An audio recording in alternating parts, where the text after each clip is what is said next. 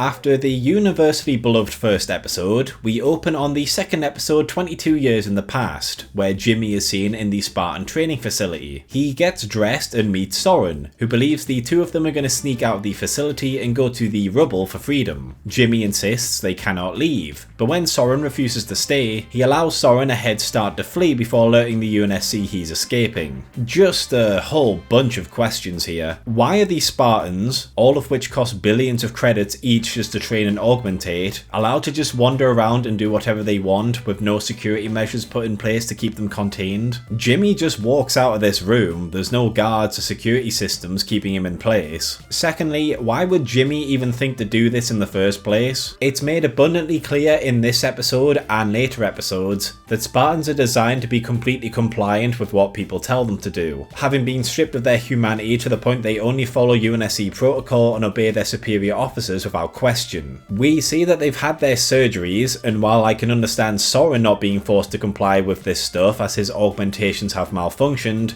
Jimmy's are working fine, and yet not only does he not seem to bother to inform the UNSC of the escape attempt straight away, but he even seems to initially be considering going with Soren. Thirdly, Soren is in his Mjolnir armor.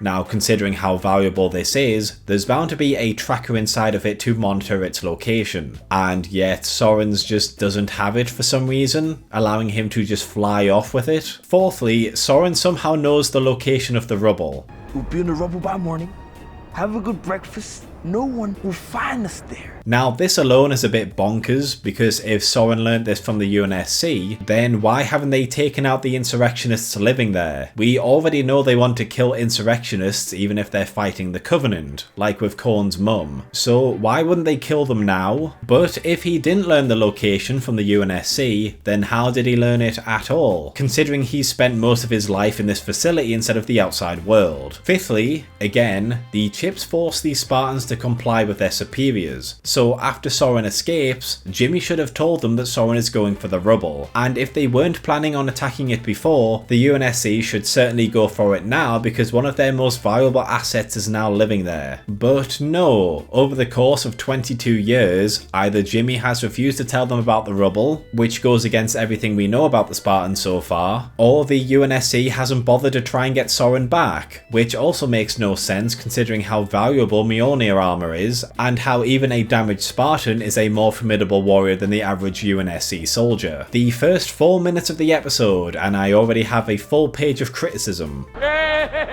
It then cuts to the present and we see Jimmy and Korn in slipspace. Taking a more direct path through space. Alright, so if the ship is colourful like this, it's in slipspace. So what the fuck were they doing in the last episode? Was Jimmy just flying them through normal space to get to Reach? That's like trying to get from New York to LA by hopping on one leg. Korn gets confused about how slipspace works, with Jimmy trying to explain it. If you think of space like a ball of yarn, with multiple threads to the same destination. You're ruining it. Why would you ask him how it works and then tell him to shut up when he's trying to explain how it works? Don't fuck yourself! Korn asks about the artifact and why he didn't let her be taken by the UNSC, with him believing it would be wrong to do so. We cut to Reach, where Halsey and Lord Hood are discussing the events surrounding Jimmy leaving, and I mean, fucking look at this building architecture. All it's gonna take is one strong gust of wind and you're gonna be blown off the fucking balcony. What I do know is that the Covenant sent 2 ships and 20 elite warriors to try and retrieve it. Wait, so they actually did only send the Banshee and the Phantom to Madrigal? The Covenant just had all of these elites packed together like sardines in this one ship? Fuck! As they discuss what they're going to do, Halsey tells Hood they have an insurance plan for the future. In the UNSC headquarters, Riz, Vanek and Kai are sent to find the Pelican Jimmy escaped on, and we see Kai discussing with Vanek about the situation with Jimmy. And let me get this out of the way now. This whole brainwashing, designed to follow orders world building is only relevant when the plot wants it to be. If they don't want all of this stuff to work properly so the characters can have their own thoughts and create drama, they'll just pretend it's not a thing. The Pelican exits slipspace right into an asteroid field. Everything dies. Despite being in a literal death trap where precise piloting skills are needed, Jimmy then decides to just stare at Korn while she's putting her seatbelt on. They get through the asteroid field and come across the rubble, docking into it. Bit weird that a UNSC ship comes out of slip space and the rubble, who hates the UNSC, still allows it to dock instead of shooting it down. It's almost like they did this just for the plot to continue. They go into the rubble and there's no security whatsoever. Literally anyone could just board this thing with a kill team or a nuke and no one would care or do anything to stop it. There. Nobody's getting through that sucker. That's great, George, but we have to get down to the cellar.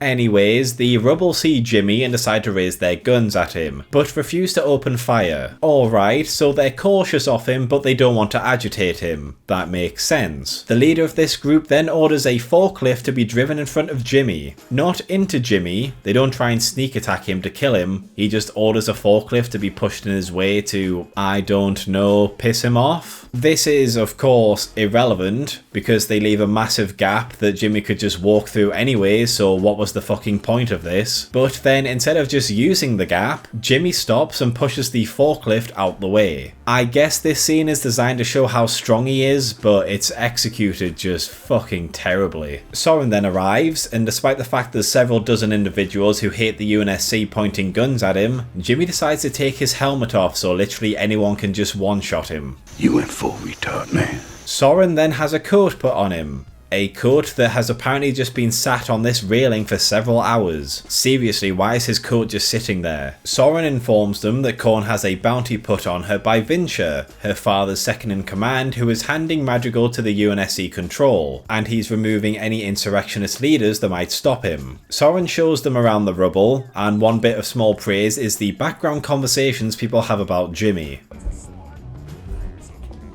Seeing and hearing people be excited and fearful of Jimmy was a pretty neat touch. Soren takes them onto the public transport system, and I mean, just fucking look at this shit. For a start, there doesn't seem to be any seats or handrails available, so going at these speeds, everyone should just be getting thrown around like ragdolls. It then leaps off the tracks over a giant chasm and latches itself onto a rail. So if the train doesn't manage to pick up enough speed, or if the mechanism malfunctions, or if the cable snaps at any point, you're going to have a speeding metal box falling from the sky to crash and explode into the streets below. And then these lines go out into space, where any stray asteroids can smash into the lines or the train cars themselves. Who the fuck came up with this idea? And he now officially holds a place in the Guinness Book of fucking retards. They arrive at Soren's house, and Soren, the rogue space pirate who likes money, tells Jimmy to take off his extremely rare and valuable armor and leave it completely unguarded in his house, and Jimmy just complies with this. They then meet his wife and child before having dinner. On high charity, the elite that escaped Madrigal describes the symbol that activated when Jimmy touched it, being something known as a keystone. Mackey's, I'm calling her Mackey's because her name's Marquis, which is kind of similar to Mackey's, which is McDonald's, and I just find that funny. Anyways, Mackey's offers to get the keystone, and despite the fact that this is one of their most important assets, being the only thing that can activate Forerunner artifacts for them, they then allow her to go on this highly dangerous mission to get herself captured in enemy territory, which she might not be able to escape from. Kill yourself. We then have a scene in the UNSC headquarters where everyone talks about Vinsher and energy prices. Not really sure why you're worrying about money when the Covenant are trying to kill you. I think the cost of living should be irrelevant when death is knocking on the door, but whatever. Jacob tells everyone that Jimmy will be punished for going rogue, and Hood has to ask the very obvious question of why you would do that when it would just completely kill morale. Halsey then reveals her Cortana project, an AI that can be used to monitor and control Jimmy. And by the way she has to describe it to everyone, I guess smart AIs just aren't a thing in this universe now. So on top of Jimmy being the chosen one in this show, I guess Cortana is also kind of a chosen one as well, because that's not contrived or anything. Despite getting some pushback over the fact that Cortana can be used to take over the mind of those she's plugged into, Parangosky hesitantly endorses Halsey's project, with Hood approving of it to be created. We then move on to Madrigal, in the well-known establishment known as Madrigal City. Fucking hell. Really broke your backs coming up with that one, didn't you? Vinsher is executing insurrectionist leaders, and I gotta ask, how is he doing this? Madrigal belongs to the insurrectionists, right? So the second Vincher starts to fight for the UNSC, he'd basically have all of the colonists going after him. But no, it seems like there's only a small band of insurrectionists that are on the planet, and most of them are in hiding. So why were the UNSC dealing with peace envoys when they still own the planet? God, this world building is fucked.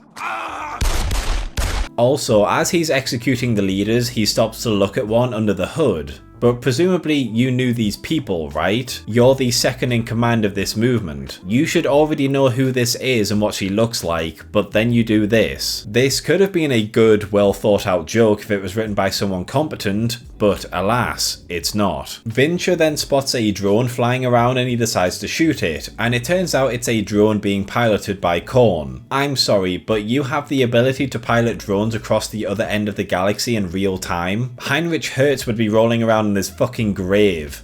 Fincher hated my father. He was always looking away to cut a deal with the UNSC. So your dad never liked Vincher, and he was always trying to get into the good graces of the UNSC, the people you and your dad were fighting against. So your dad then decided to make him second in command and send him on diplomacy missions for him.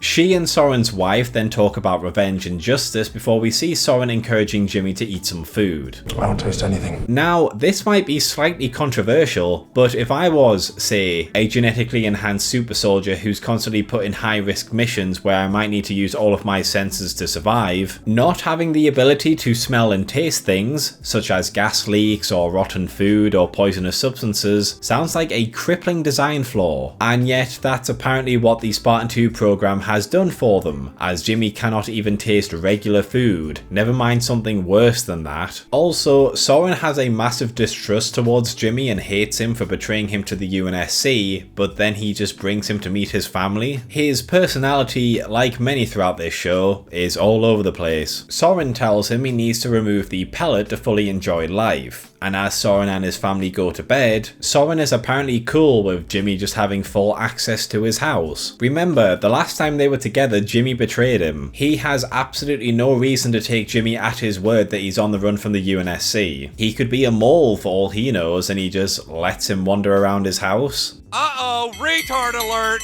As Silver Team continue to pursue Jimmy, Miranda asks Parangoski why Halsey is getting access to the Madrigal object. And I gotta say, this entire conversation just makes me wonder why Halsey is still kept around anymore. Seriously, Miranda, who seems to be in her early 20s at most, says that she's responsible for all of this. All of our advances in shielding, active camo, even slipspace navigation are derived from my research. I'm even making great progress in understanding the Sangheili language. If Miranda is smart enough to do all of this, then why the fuck do they even need Halsey when she does fuck all? Alright, the rest of the plot needs to happen and they want some drama. Never mind. Parangoski then turns her down because... So much like your mother. Except you lack the polish. She lacks polish? She just explained to you in great detail all the things she's done while Halsey seems to be sitting around doing fuck all, and you're not going to help her because... You lack the polish. Soren asks about the artifact, and they discover that Soren cannot activate it. He then decides to take them to see Reth, a survivor of the Covenant who begins to explain the artifact and what the Covenant want, and that Jimmy is a blessed one of the few humans who can activate Forerunner artifacts before attempting to hit Jimmy with it, with Jimmy activating the artifact when it touches him and he has memories of his past. So Reth somehow knows the Sangheili language despite the fact that even the UNSC is struggling to decode it. He was then taken prisoner by the Covenant to see if he's a blessed one, even though they already have a blessed one who willingly works for them, so that's completely redundant. And he then somehow managed to make his way off the Covenant ship and out of Covenant controlled space so he can dump all this exposition on us right now. There's convenience and then there's this bullshit. What am I? Reth tells them the Covenant want the ring to destroy everything and then tells him the most base thing possible. Destroy the artifact and destroy yourself. Stick some iron in your mouth and pull the trigger.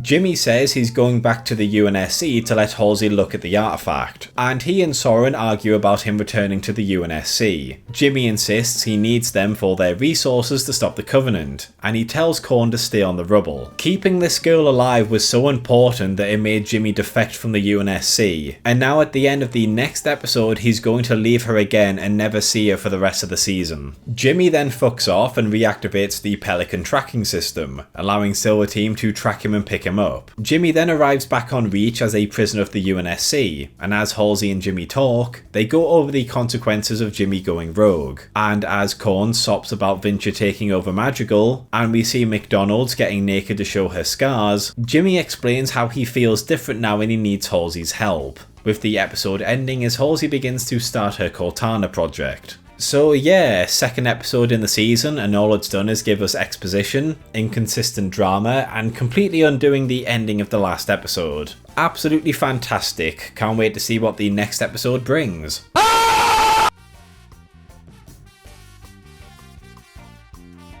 Thanks for watching, lads and lasses. If you enjoyed this video, please consider liking, subscribing and checking out some of my other videos. Sharing always helps, and if you're feeling really generous, please consider my Patreon or YouTube membership. But most of all, I just hope you had a great day, and hopefully I will see you in the next video.